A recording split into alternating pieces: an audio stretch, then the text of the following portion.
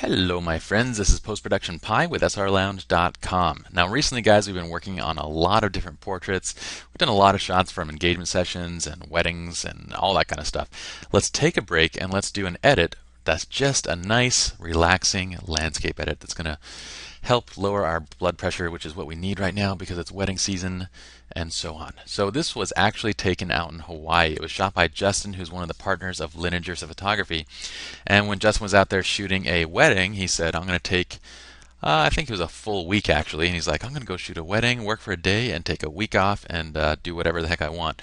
So he did that, and during his excursions, he took this shot, which was out in Hawaii, and I'm not sure where in Hawaii, but it is a pretty shot. And he did a bunch of different versions of it, but I like this one the best because of its composition and kind of the use of negative space. I'm a big fan of negative space, and this one has it.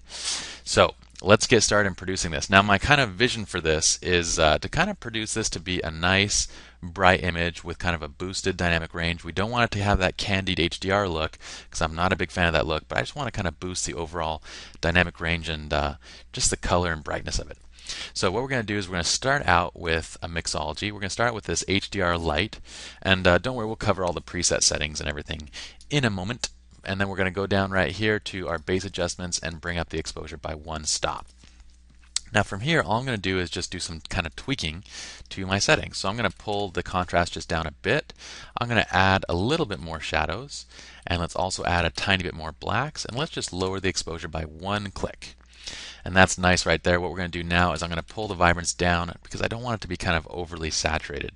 And then what I might do is just cool it off a titch, just to get a tiny bit more blues in the blues and a little bit more kind of like greens without the yellow in the greens. So we're just going to pull it down a little bit to about 5200. And now it's time for some brushing. But before we get to that, let's go over our basic settings. So we have our temperature 5200, tint +8, we have exposure brought up almost one stop to 0.9. We brought up contrast to 65, and once again that's because of this dynamic range tweak that we did here. So that dynamic range preset actually pulled down the highlights, boosted the shadows, pulled down the whites, and then we boosted the blacks, and we made minor tweaks between there. But basically what that does, it just pulls in the overall range in the shot. So we're darkening our highlights and whites, brightening our shadows and blacks, and it pulls everything into that same range basically. We have a little bit of clarity +15 just for some mid-tone contrast, and we left vibrance and saturation at 0. We could tweak those afterwards if you want. You guys can always tweak these kind of things to your liking, but that's it for the basic adjustments. So we have a standard just a contrast boosting tone curve right here. Once again, this kind of saves additional contrast from that huge this little dynamic range tweak right here. And you guys can see that if I reset contrast, you'll see how much this flattens the overall image. And that's why we have to add a tone curve as well as additional contrast to kind of get that contrast back from essentially killing it with that dynamic range adjustment. Alright, with our HSL we didn't really do anything there. Let's go down. We didn't do anything actually with split toning.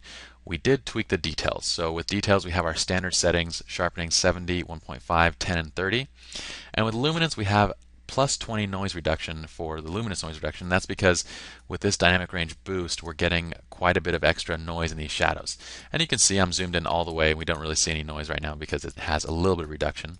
And this is actually shot really well. You know, we call these single shot HDRs, which means that when we're shooting them, we're trying to expose it so basically we have as much range as possible from our shadows all the way up to our highlights. Hence, they're called single shot HDRs. So typically these are going to be a little bit underexposed. We're trying to preserve the highlights by underexposing and trying to preserve the shadows by not underexposing too much. So they look kind of flat in the middle, but when you get them into production, you realize that you have a lot of dynamic range in your images. So that's what we kind of recommend, is shoot these so that they're dark enough that you're preserving most of the highlights, but still bright enough where you're not clipping your shadows. Alright, and this process you will have to do a little bit of noise reduction, but you can see from our noise reduction that it looks quite fine. Alright, now for our lens correction we have a little bit of just that standard reverse vignetting just to keep edge-to-edge brightness the same, and that is basically it. We don't have anything else going on here. Alright, so let's go back and let's make our final set of tweaks. What we're going to do is we're going to use our brushes from the preset system, and if you guys don't have it, just pause the video and you can copy down the settings and everything like that. Alright, so we're going to choose the sky cloud. Actually, you know what? Let's start with nature color enhancer. And we're going to drag a graduated brush up from the bottom. And what I'm going to do actually is once I've dragged it into place, I'm going to adjust the exposure down a bit. And the reason why is I just kind of want to flatten out the greens a bit, make it so it doesn't draw that much attention. I kind of want to match the green exposure here to the tree. And what I'm going to do is actually darken up the very bottom of the grass just a tiny bit more. So let's go to one stop burn, and let's just pull it up a little bit. I'm going to adjust it back just a tiny bit, just to give it like a really nice kind of like subtle dark green look to it. So it kind of matches that tree. All right, now what we're going to do is we're going to grab our brush and we're going to go to our Sky, Cloud, Ocean Enhancer, and we're going to do a little bit of enhancing over the clouds. Now what I want to do is I'm going to paint it over, and then we're going to adjust the effect right now. Now what I don't like is the storm cloud look. Now I call the storm cloud look, basically when you look at all the HDRs online, you see the storm cloud look. And what that is basically when you see these super dark areas in these clouds, it looks like storm clouds.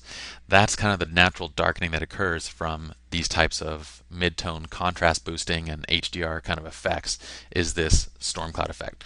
So what I like to do is just remove this effect from all the darker areas of my cloud. That way we don't get storm clouds. Alright, so I'm just going to pull it out. I'm just holding Alt while I'm painting out the brush, and we're just painting out all the darker areas. We're going to paint out this right here, and then also the sky kind of looks unnaturally dark, and we have a little bit of fringing around the clouds, so I'm going to remove it from the top as well. And then we have our nice cotton candy poofy clouds that are nice and white and bright, which is a little bit of added contrast and kind of detail with this brush.